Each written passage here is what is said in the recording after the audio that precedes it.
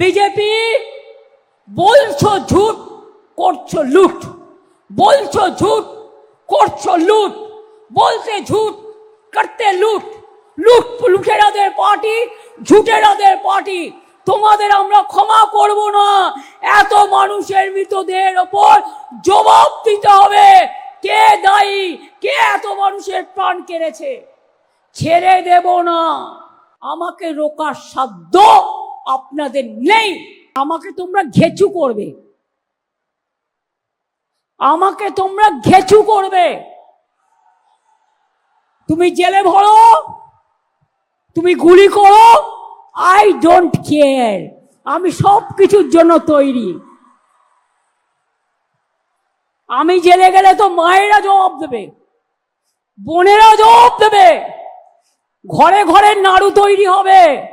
শুধু তোমরা খাবে আর সবাই বাদ, শুধু তোমরা খাবে আর সবাই বরবাদ। এটা চলবে না, এটা চলবে না, এটা চলবে না। এর জন্য তোমরা অনেক দেখেছো, কিন্তু বাংলাকে দেখোনি।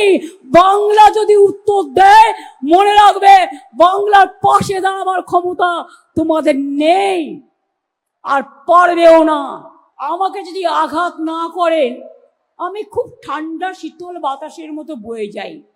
আর আমাকে যদি আঘাত করেন, আমি প্রত্যাঘাত করে আমি টর্নেডো হয়ে যাই, আমি টর্পেডো হয়ে যাই, আমি তুফান হয়ে যাই, আমি ঝড় হয়ে যাই। এখানে দাঁড়িয়ে একজন মানুষ বলে গেলেন, আমি তার চেয়ারটাকে গালাগালি দিচ্ছি না, সেই চেয়ারে কেউ না কেউ আসবে, কেউ না কেউ যাবে।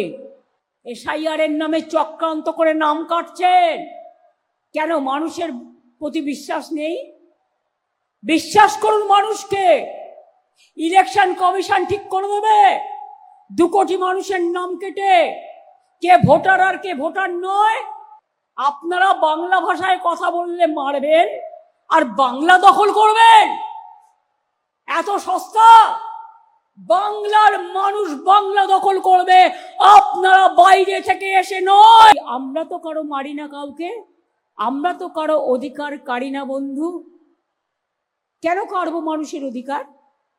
কেউ আমার পক্ষে থাকতে পারে, কেউ বিপক্ষে থাকতে পারে, এটাই তো গণতন্ত্রের খেলা। তাই বলে আমাকে তাকে হত্যা করতে হবে, খুন করতে হবে? আপনারা দেখছেন বর্তমানসময়.com।